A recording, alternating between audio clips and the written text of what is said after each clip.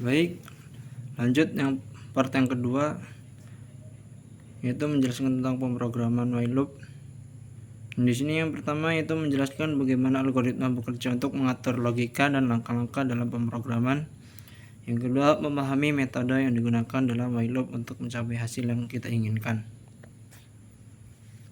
Contoh dari while loop, menghitung dari angka 1 hingga 5. Algoritmanya yang pertama itu kita menginisialisasi variabel i dengan nilai 1.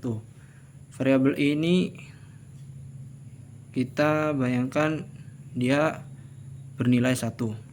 Yang kedua, selama nilai i ini kurang dari atau sama dengan 5, kita akan melakukan langkah 3 dan 4. Yang ketiga, lalu cetak nilai i. Yang keempat, tambahkan nilai i dengan 1.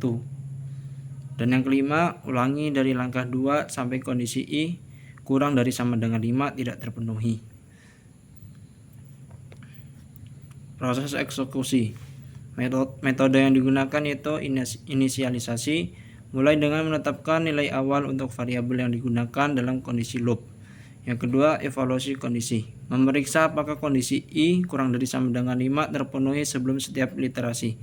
Yang ketiga, eksekusi blok kode. Menjalankan blok kode untuk mencetak nilai i dan meningkatkan nilai i setiap kali loop berjalan.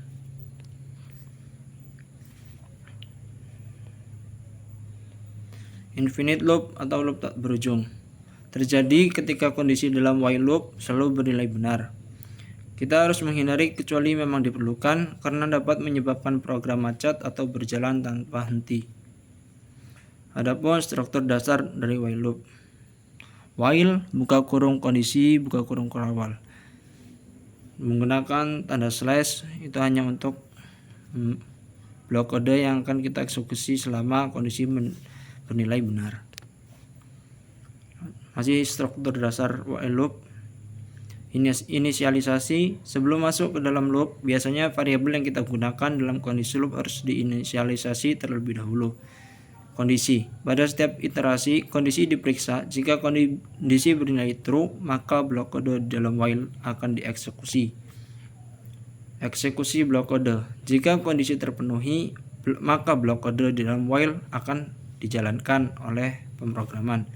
Yang kedua, update kondisi. Setelah eksekusi blok kode, kondisi biasanya diupdate agar loop tidak berjalan tanpa henti atau infinite loop.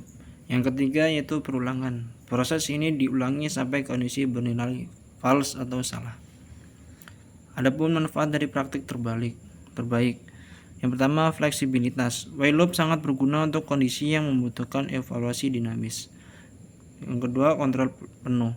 Memungkinkan pengaturan penuh terhadap eksekusi dan penghentian loop. Kesimpulannya, while loop adalah alat yang kuat untuk mengulang eksekusi blok kode dan kondisi yang fleksibel. Penting untuk memastikan loop dapat berhenti atau tidak berjalan tanpa henti.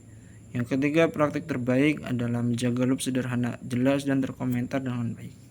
Terima kasih atas perhatiannya. Saya akhiri. Wassalamualaikum warahmatullahi wabarakatuh.